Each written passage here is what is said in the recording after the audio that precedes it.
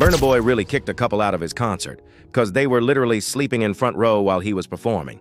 So when I stand up here and I see you over there with your girl sleeping in front of me, it pisses me the fuck off, man. You understand? So please take her the fuck home. Fast now. Take her home. Bro, I'm not doing no more songs until you take her home, bro. Real life. Alright, take her the fucking piss, bro. Bro, hurry up, man. Wallahi, I'm not doing another song till you go home. Wallahi. Do you think he did the right thing, or was he too rude? L'affaire Burna Boy. L'affaire Burna Boy qui tourne un peu sur les réseaux, plus ou moins symbolique de beaucoup de choses. Et déjà, je dois vous l'avouer, Burna Boy, c'est déjà, bon, vous voyez un peu musicalement de quoi je parle. Il ne fait pas partie forcément foncièrement des individus que j'ai envie de suivre musicalement. Ça me parle pas, Africa Giant me parle pas. Je suis pas un très grand fan de l'afro beats avec S, nigériane, je ne sais pas quoi là. Wizkid, Davido, Atake, que j'ai découvert un peu, il y a un truc. Je suis pas quelqu'un qui est très fan de ce genre musical là. C'est une certaine forme de pop musique nigériane,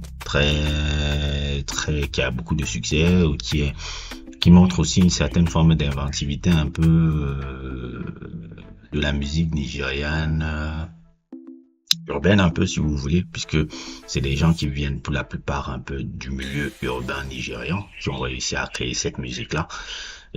Les beatmakers, les trucs,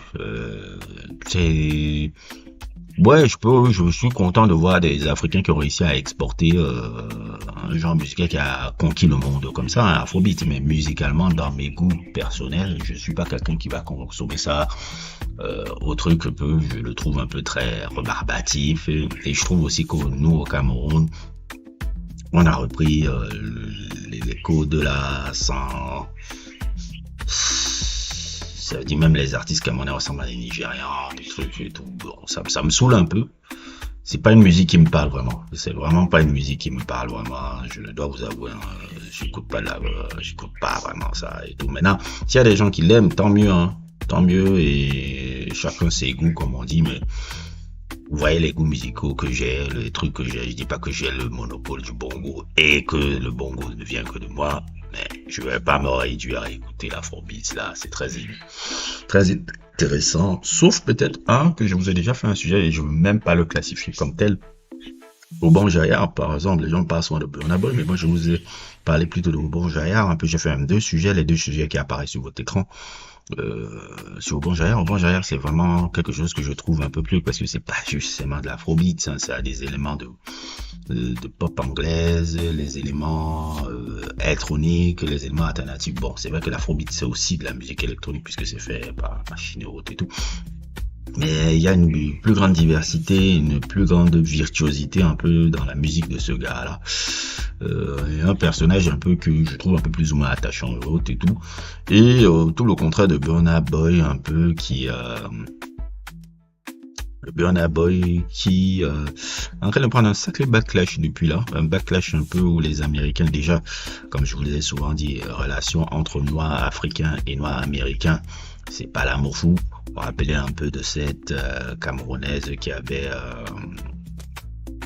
sorti plus ou moins son salon, je sais pas si c'était à Atlanta ou quelque chose, et elle s'est fait un peu plus ou moins boycotter par des collègues un peu noirs américaines qui disaient qu'elle volait le travail des Américains. Ça a un peu ce backlash là. Les Américains, rappelez-vous aussi de la phrase, même pas seulement des Américains, mais de Samuel Jackson, quand il disait pourquoi il y a autant d'acteurs noirs britanniques qui prennent le travail des acteurs noirs américains. Rappelez de ça et autres et tout. Donc les Afro-Américains, quand c'est par rapport aux autres Afro, il y a aussi un peu ce côté impérialiste américain qu'ils ont dans la tête. Pas l'oublier. Que parfois, voir un peu l'Africain qui vient un peu faire son business chez eux, entre guillemets, puisque même chez eux, on les traite mal. Ça, c'est un autre sujet. il y a une xénophobie qui s'exprime, mais là, avec le truc que Burna Boy a fait, il a encore accentué le délire et tout, justement avec le backlash qu'il reçoit par rapport à l'attitude qu'il a eue avec ce couple-là qu'il a renvoyé parce qu'il s'endormait dans son show. Je trouve un peu que c'était un peu maladroit de le faire et tout, mais c'est à l'image du personnage que j'ai toujours trouvé antipathique. C'est-à-dire, je n'avais jamais essayé d'en parler et tout, parce que je ne voyais pas encore l'intérêt de parler de ce gars-là. Ces trucs-là, il subit un backlash que je trouve assez plaisant pour moi, parce que c'est un individu qui n'est absolument, que je trouve pas intéressant, déjà. C'est un musicien qui a du succès, bon, ouais. Mais il n'est pas intéressant. Ses interviews, je m'ennuie très vite. J'ai regardé la plupart des interviews du gars pour voir au moins est-ce que, bon, musicalement, tu me parles pas, mais est-ce que humainement, tu peux être intéressant? Et j'ai trouvé que non. Des interviews, il n'est pas déjà bon. C'est pas quelqu'un qui articule bien. C'est pas quelqu'un de truc. Même lui, il est très mal à l'aise. La première interview que j'ai vue, c'était au Breakfast Club il y a cela plus de 10 ans, et je me suis dit, il est pas éloquent. Après, je me suis dit, ah bon, c'est vrai, les gens, ils sont pas éloquents comme ça devant la caméra, mais ils peuvent l'être. Mais après, j'ai regardé, plus il a pris la confiance en ayant le succès, que le gars est pas très intéressant comme individu, et il est aussi quelqu'un qui est très problématique dans l'attitude que j'ai vue. Les gens critiquent l'attitude de Burna Boy actuellement, mais moi, il y a longtemps que pour moi, ce gars-là, je trouvais qu'il est abject humainement. Les gens entendent toujours des backlash, des trucs pour analyser quelqu'un.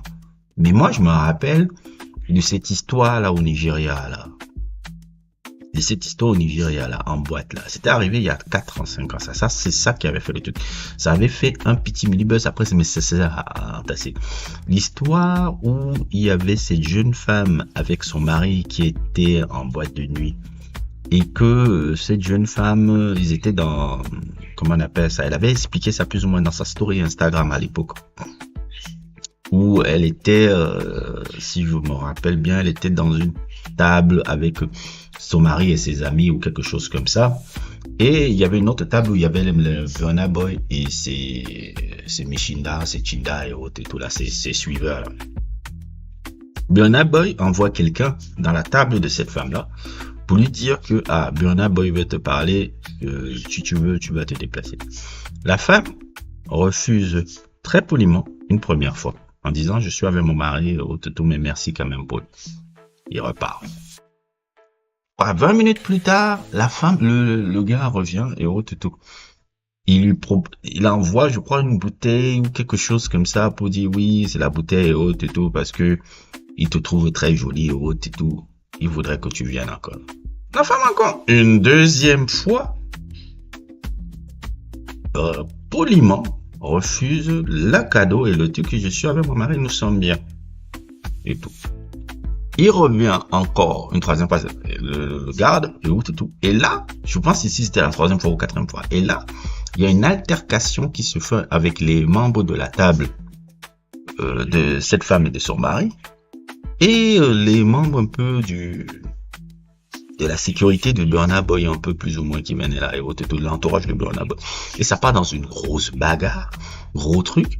Et je crois que plus ou moins, il y a eu des flingues qui sont sortis et des gens qui ont été blessés, dont le mari de la dame qui a été, dont le mari de la dame qui était convoité par Burna Boy apparemment. Tout a été très blessé et tout jusqu'à la mise à l'hôpital. Et entre-temps, dans sa description, elle disait on pouvait voir Burna Boy très hilar, complètement mort de rire par la situation et tout, qui a été presque tragique parce qu'elle a failli perdre son mari. Son mari a été gravement blessé.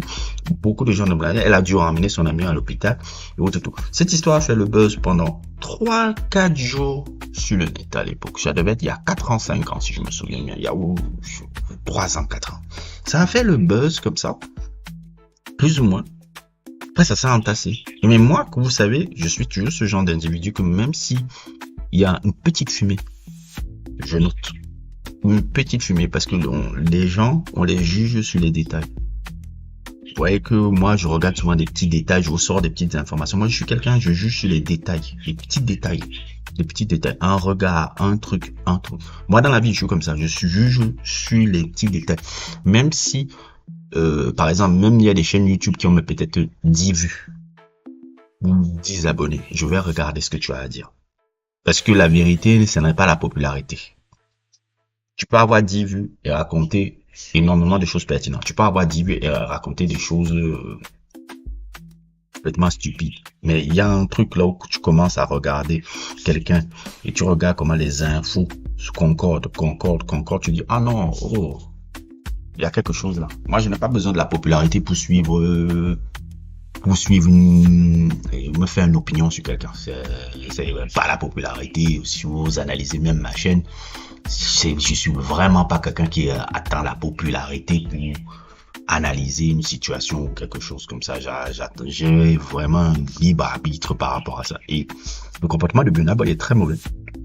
Et là où j'ai anticipé, et plusieurs trucs, plein de choses sont sorties. Je lisais un peu aussi plein de trucs un peu sur quand il était à Londres, les énormes bagarres qu'il créait toujours à Londres, dans les boîtes de nuit de Londres, que plus ou moins dans les boîtes de nuit de Londres, il était un peu l'entourage de Burna Boy et lui-même était banni par rapport à nos énormes altercations qu'il créait là-bas. Et puis, bon, ça, je mets un peu des pincettes, je mets un peu des trucs. Il y a cette histoire bizarre qui tourne dans le net depuis des années sur cette femme sud-africaine qui plus ou moins avait été contactée par Burna Boy pour qu'elle vienne chez lui dans son pays pour qu'il puisse faire leurs affaires, et que cette femme a disparu. C'est-à-dire, cette femme a disparu, on ne sait jamais comment elle est revenue et autres, tout son entourage se plaint de sa disparition depuis. C'est une histoire qui date de quelques années déjà. C'est une rumeur. Mais moi je note. Oui, ok, c'est une rumeur. Et je note ces situations-là. Je dis, ah, on note quand même. Je n'affirme pas, je n'affirme pas. Mais je note. Parce que c'est quand même une récurrence que je vois. Donc, pour moi, j'ai un regard sur le personnage là, pas forcément positif. Il n'a pas fallu cette situation-là que je le regarde en disant, ouais, ok, le gars là, c'est vraiment un connard. Non, pour moi, je le voyais déjà comme un connard. Dans ses interviews, je le voyais déjà comme tel. Dans les trucs, je le voyais déjà comme tel. Je vous parlais de... avant que les trucs explosent, je vous parlais de qu'est-ce que je pense des Didi et autres. Et tout maintenant, c'est facile de les diaboliser. Mais moi, à l'époque, quand je parlais sur eux, c'était pas cool de le faire. C'était pas du tout cool. Moi, je n'attends pas qu'il y ait la peau. Non, je regarde toujours les petits détails. Et dire, ah, ok. La dernière situation là, cette dernière situation-là est assez plaisante pour moi parce que, et ça, il faut toujours le dire. Et ça, c'est même une petite leçon de vie. Je veux pas faire coach de vie et autres tout là. Je suis pas Zach Mekwassa là, autres tout là. Si vous aimez Zach Mekwassa, c'est bon pour vous. Hein. Ces personnages, ça aussi, je fais un sujet un peu... Je fais un peu ces digressions. Je fais un peu un sujet un peu sur ces gourous que vous avez sur le... Ça, c'est quelque chose que je veux très vite éviter. Être un gourou. Parce que à la fin, je suis qu'un être humain qui donne son opinion. En essayant d'être le plus... de donner son opinion avec le plus de clarté possible et de compétences possibles, à mon humble avis. Mais il y a beaucoup de gens aussi là dans le net là, surtout TikTok. Depuis qu'on a lancé un peu notre chaîne de Moulag là, sur TikTok un peu, j'ai un peu ce regard sur TikTok un peu de manière désabusée quoi. C'est-à-dire que TikTok, c'est vraiment le truc quand il est mal utilisé en tout cas. Ton TikTok peut avoir des choses très débiles, un peu ça abrutit très vite. Il n'y a pas des choses lunaires, il n'y a que des choses un peu abrutissantes. Et les coachs de vie, les coachs de trucs là, qui sont un peu très gourous là, ça fait quoi ça, Alex c'est Thompson, je sais pas quoi là. Il y en a beaucoup de trucs comme ça, c'est très dangereux je trouve. beaucoup de trucs sur le culte de la personnalité où vous matérialisez un peu, où les spectateurs un peu essayent de boire un peu des philosophies des gens qui vous racontent un peu des trucs et vous les rendez successful et vous les donnez de l'argent comme ça. Moi, j'ai souvent peur de ces trucs-là, les coachs de vie, les coachs de trucs. Ça, c'est très dangereux et tout. Très dangereux et tout. On revient au sujet. Et Burna Boy un peu et tout, ça montre une chose. Il ne faut jamais mettre, il faut jamais mettre quelqu'un sur un piédestal parce que c'est toujours un être humain. Et deux, c'est ça qui me plaît un peu avec Internet. Vous savez, dans les années 90, des situations comme Burna Boy, ça aurait pas pu arriver. C'est-à-dire, j'en parlais même dernièrement un peu avec Zanzo et autres et tout. Si vous avez vu mon sujet sur artistes impolitiques, là, dont je vous mets le lien là, je disais, wow, là maintenant, Internet a apporté la chicotte. C'est-à-dire, si tu as un comportement déviant, que tu sois une célébrité, tu n'es plus Dieu. Dans les années 80, 90, 70, célébrité était une dieu, tu étais intouchable. Puisque les médias qui te revenaient, c'était que les gros médias, les mainstream, il n'y avait pas de médias alternatifs parce qu'il n'y avait pas l'existence de net. Maintenant, on n'a pas le temps. Si tu fais des trucs honteux, vous souffle. Et le backlash qu'il a avec la perte des tickets qu'il a aux États-Unis, l'influence, et surtout la réaction un peu complètement arrogante et irrespectueuse qu'il a eu encore. Après qu'il ait vu le backlash en faisant un peu le redou, montre clairement qu'il faut faire attention, que maintenant avec l'ère du net, il faut faire très attention à comment tu te comportes et tout. Parce que ce n'est pas parce que tu es une célébrité, ce n'est pas parce que tu es une star, ce n'est pas parce que tu es